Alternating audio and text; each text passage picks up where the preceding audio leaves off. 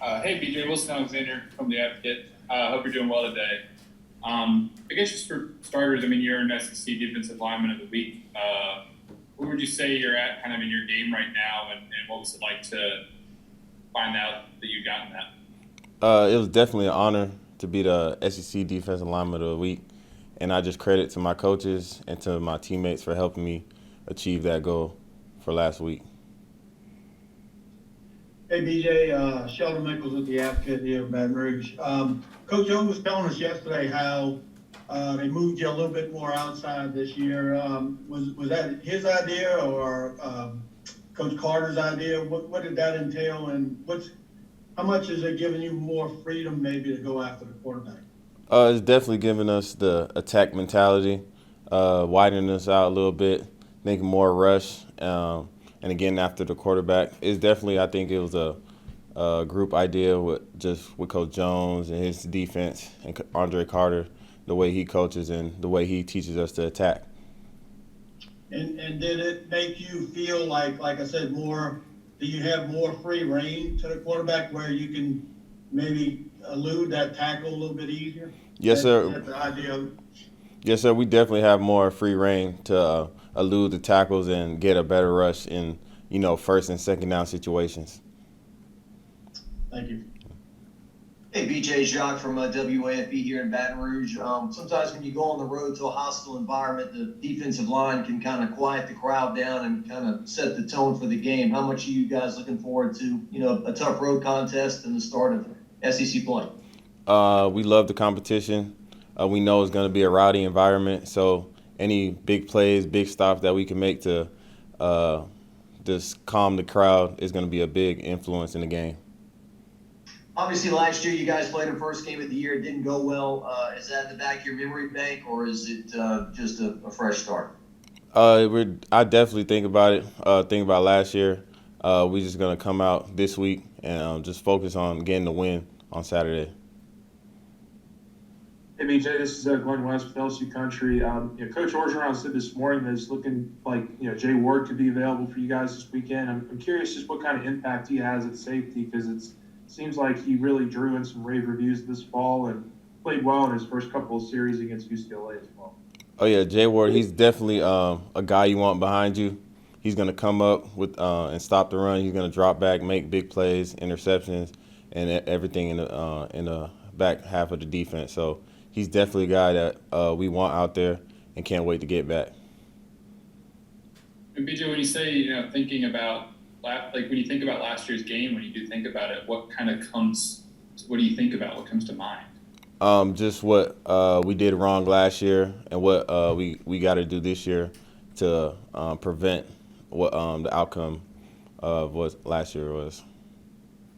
Yeah, kind of a follow-up to that. I mean, Coach O said how y'all still are kind of trying to manage some busts, fix your coverage of crossing routes, some of the things that gave y'all problems against Mississippi State last year. So how much of where do you think y'all are at as a defense compared to where you were at during that game a year ago? As a defense, I think we're better. We communicate better. The back half communicates better. Everybody's going to be on the same page. And going into practice today, I know they're going to emphasize communication on the routes, communication on blocks, and just overall in the defense being on the same page. Hey, BJ, how's it going? I mean, obviously you've been, pass rushing from day one here, but what has that kind of progression been like of becoming ready to be a 3-down guy in the SEC? It's been a steady progression, just looking up to guys like Andre Anthony, Ali Gay, just seeing how I can take away from their game into the run-stopping side of the defense. And then even with the pass rush, they still teaching me things because they have more experience. Looking on to Coach Andre Carter, Coach G, and Coach O. So it's just an ongoing skill development every day to get better. Hey BJ, Nick Lopez with Tiger TV, and it's obvious that when the defensive line is on top of their game, it allows the linebackers and secondary to kind of fly around and do what they need to do. How do y'all look to continue that in this game and upcoming games? Defensive line, we're definitely held to a higher standard. We want to create the juice. We want to make all the plays, and we want everybody to feed off our energy. So when defensive line going, the defense is going, the offense gets going, and even the special teams gets going.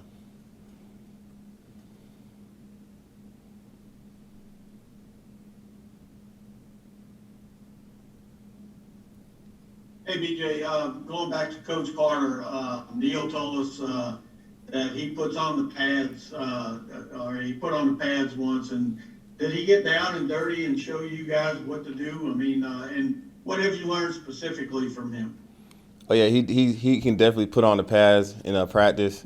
He's very engaged in the practice. He will do anything that he needs to do to give us the right look before Saturday. And he's just a great coach, and he taught us a lot of things technique-wise, coming from the NFL and playing in the NFL. So it's just a great experience to learn from him. When you learn, Coach O talks a lot about his 80.5 sacks in the NFL. When you hear that you're getting a coach like that, how excited did you get to have somebody like that teaching you? You know, it fires you up because, you know, he's played the game.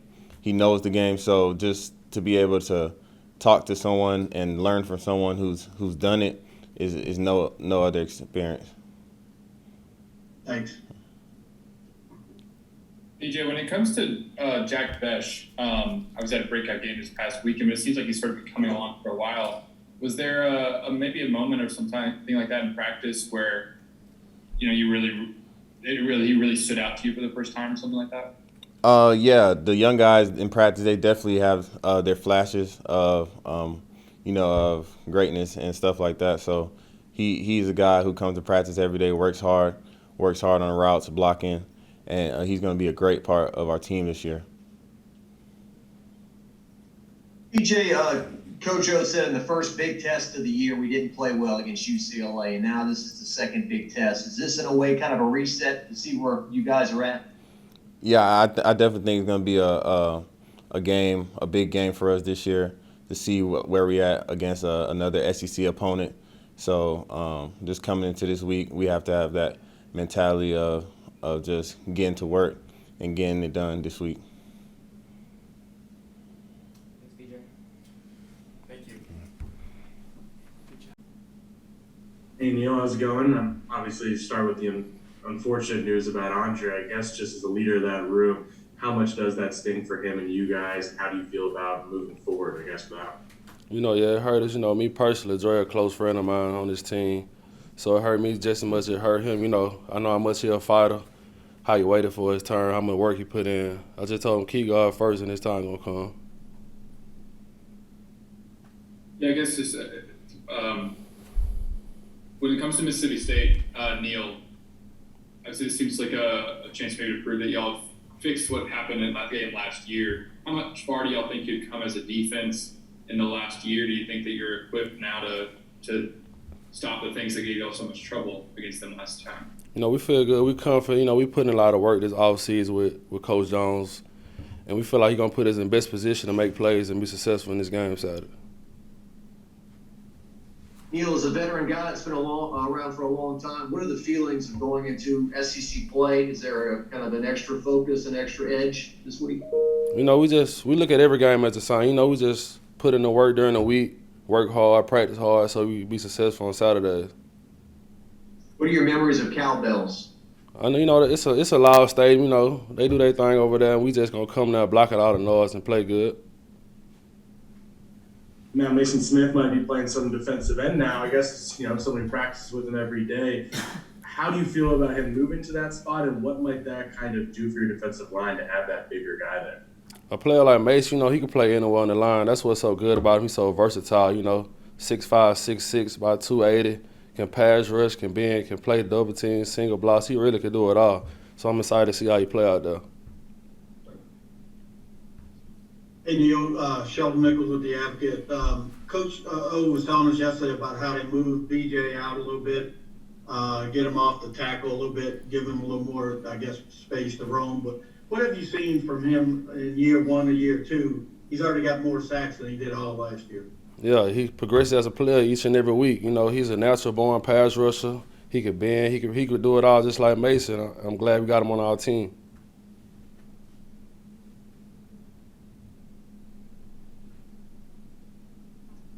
Yeah, hey Neil, this is Glen West here. A couple guys on that interior defensive line that maybe don't get a whole lot of the shine are Joseph Evans and now even Jacoby Guillory seems to really kind of coming on here.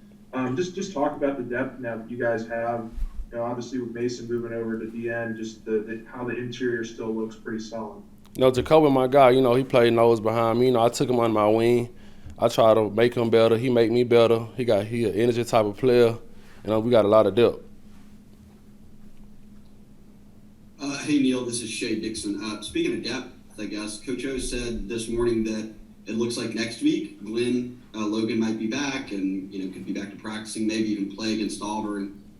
You mentioned those other guys. What does a guy like Glenn bring to that defensive tackle room when he's back out there with you? G-Lo, he's a student of the game. He always in the playbook. He always watching film, so he tell us what the O-line going to do. He's just a very great student of the game, and I'm excited to get him back out there. Hey Neil, this is Nick Lopez with Tiger TV, and it looks like the past couple of weeks that the D-line has really been like the spark plug for the defense. Can you elaborate on that a little and talk about how you plan to continue that? Yeah, we just been working our butts out every week, every day. I get hats off to Coach Jones and Coach Caudle for putting us in position to make plays and be successful in the game, and I'm just ready to get back out there and work.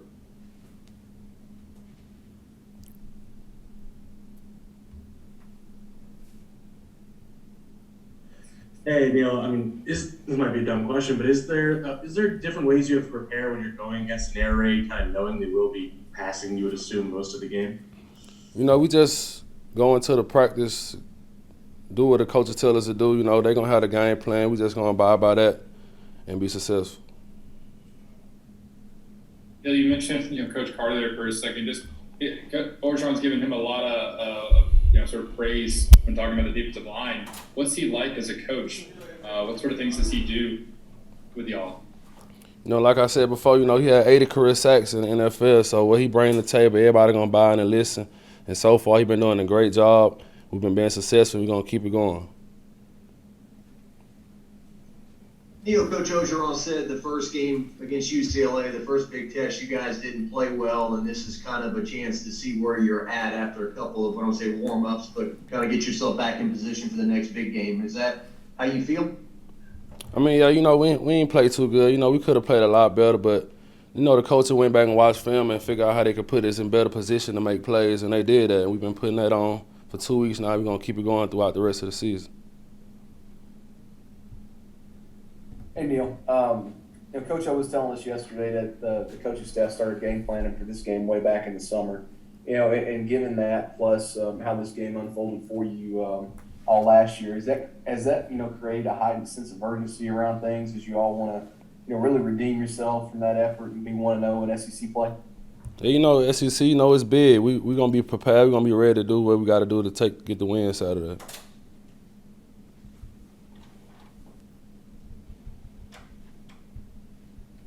Hey Neil, a couple of maybe technical questions. Just what does Andre do to get you all those looks? You talked about his sacks and his history. Is he really getting down there with you guys and showing you the techniques that you need to use?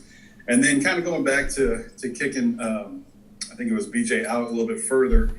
What does that do? Does that just enable him to get, more speed or to keep the offensive lineman's hands off of him? What does that distance of being kicked out further do for a defensive lineman? As a DN, you play 5 technique, you be outside the tackle. So he get out there, he got plenty of space to work, pass rushes, play the 5 technique against the run. And that's going to make him be successful as a player and us be successful as a defense, the type of player he is.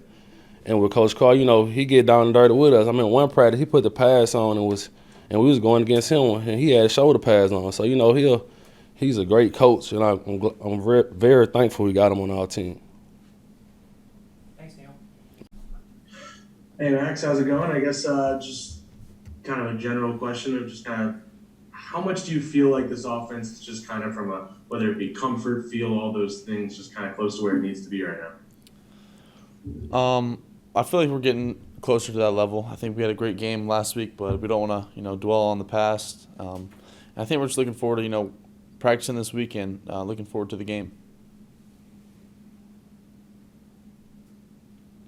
Hey Max, how much of a challenge is it to make sure everyone gets a piece of the pie with all the emerging talent that you're getting?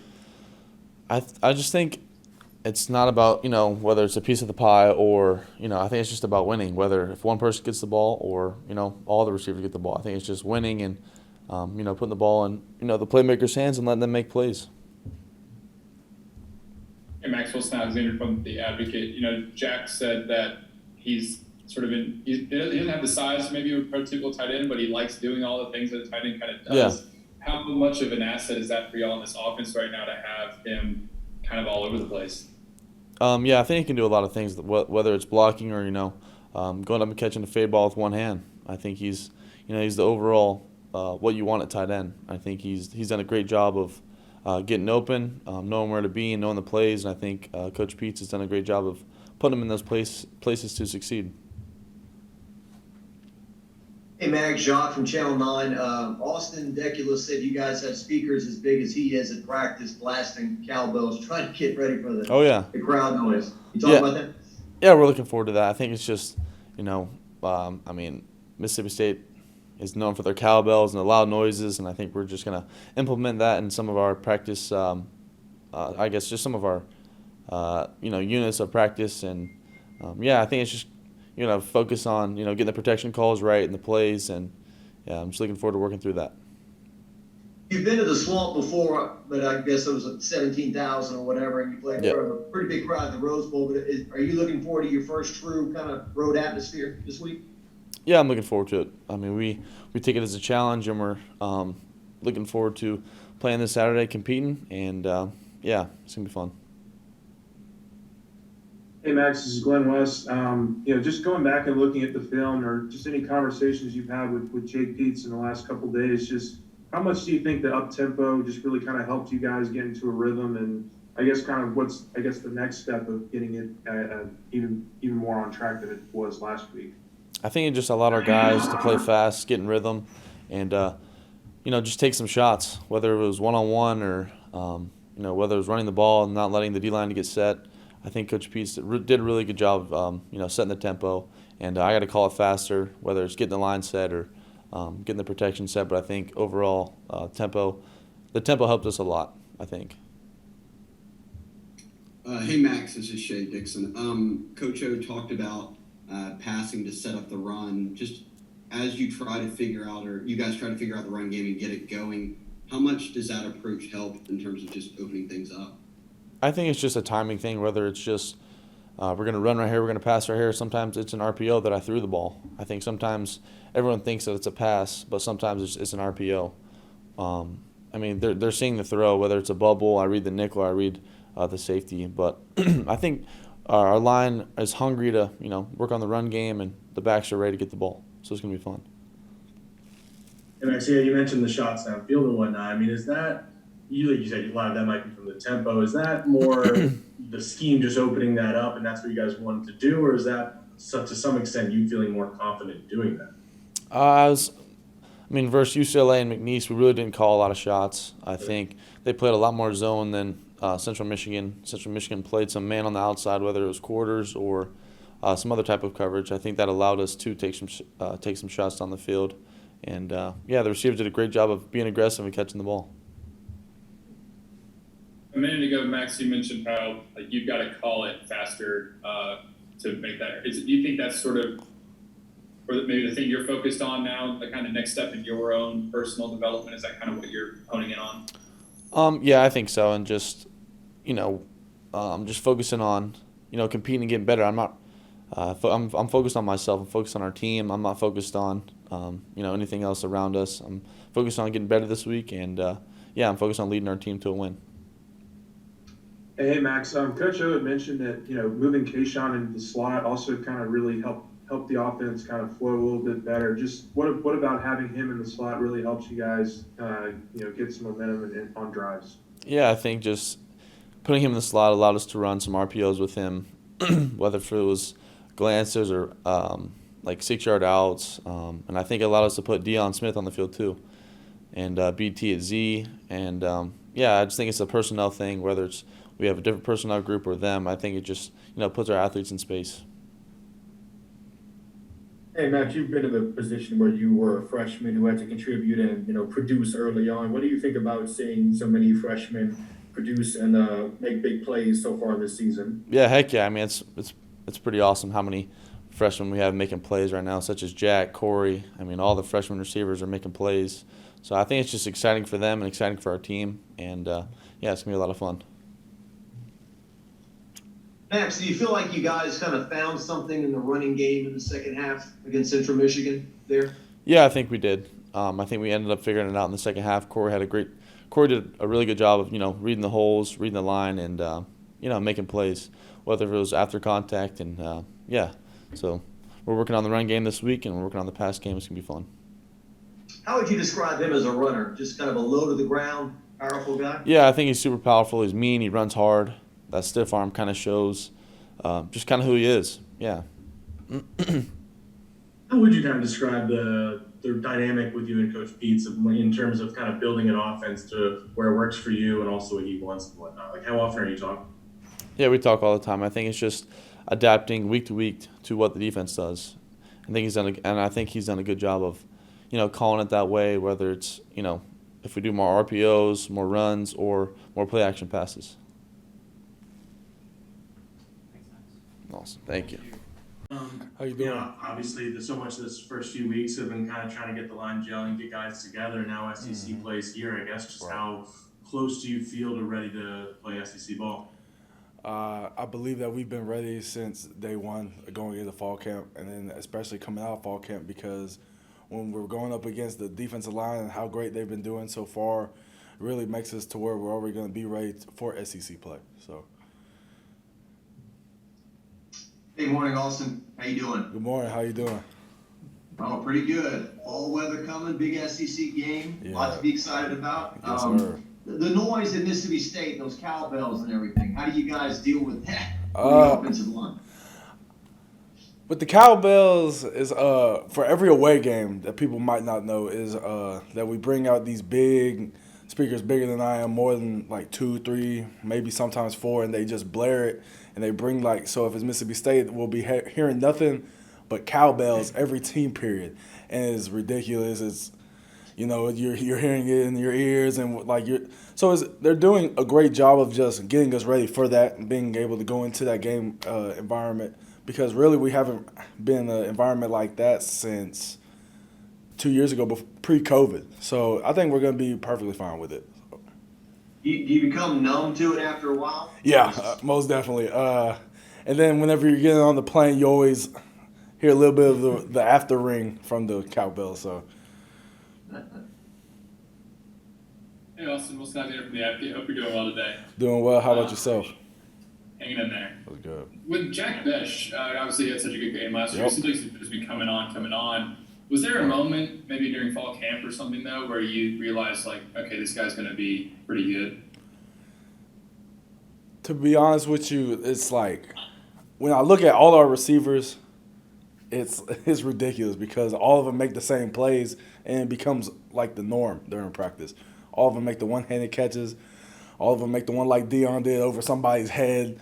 Ridiculous. So, like, when you look at it, it really doesn't mean like, it really doesn't make you feel like, man, this dude's going to be great. This dude's making plays. Whenever you really combine and you compare everybody's effort, everybody's play, it's all like similar. And then whenever y'all see it and we see it on Saturdays, everyone's like, oh my God, where did this guy come from? Where we've been seeing it all week. So.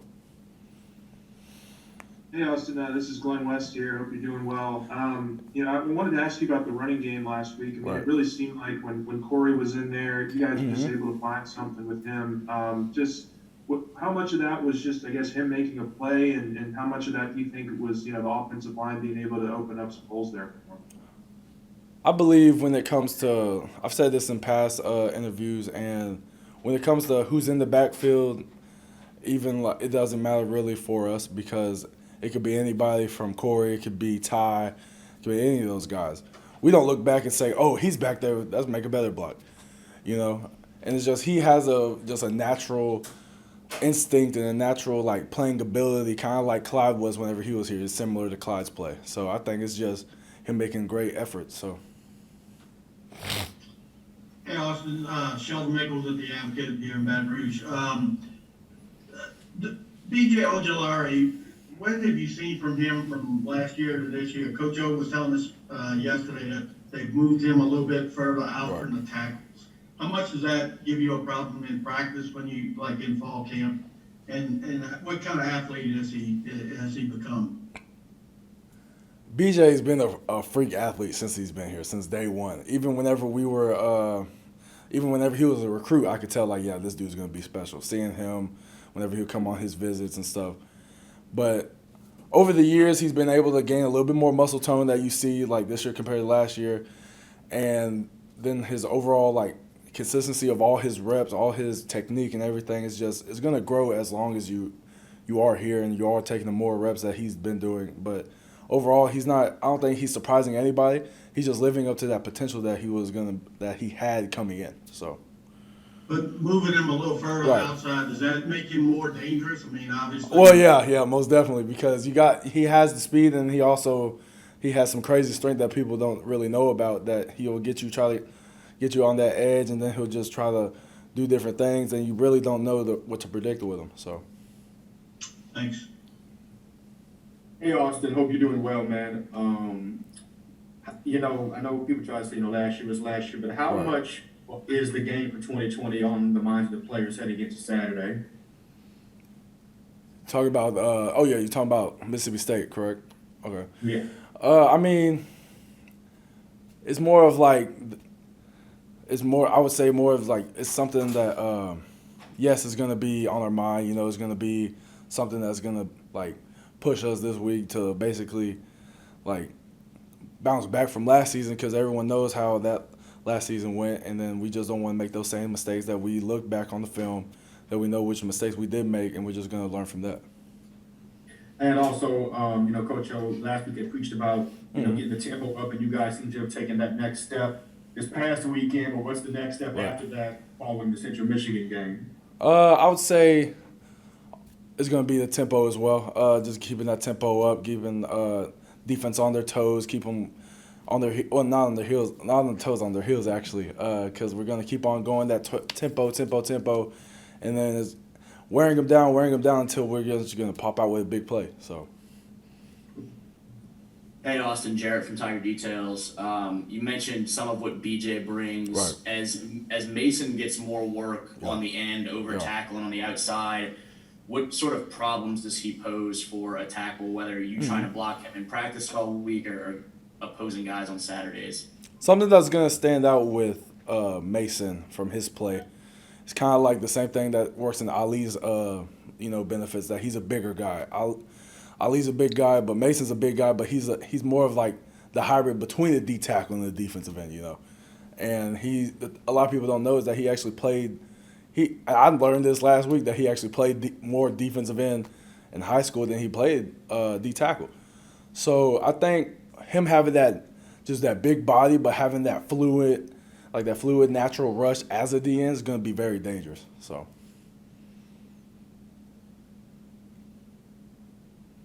Austin, you mentioned how the freshman receivers are looking and whatnot.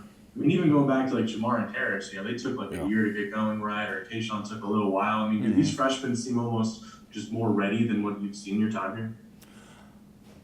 I would say that it's just we have so much more like talent, and we have all these old guys that are taking in, and then we're combining all of our efforts together, and like the receiving room, it's just crazy, because like all of them are like freaks, all of them are like freak athletes, and they have their one thing, but then you slowly see each week that, he's doing this thing that like Kayshawn's doing something that Chris, or doing something that Jack, or all those guys are doing. It's just weird because you have all their expertise in like what they do, but then they start rubbing off, and it's like they're all using these little tools to put in their toolbox.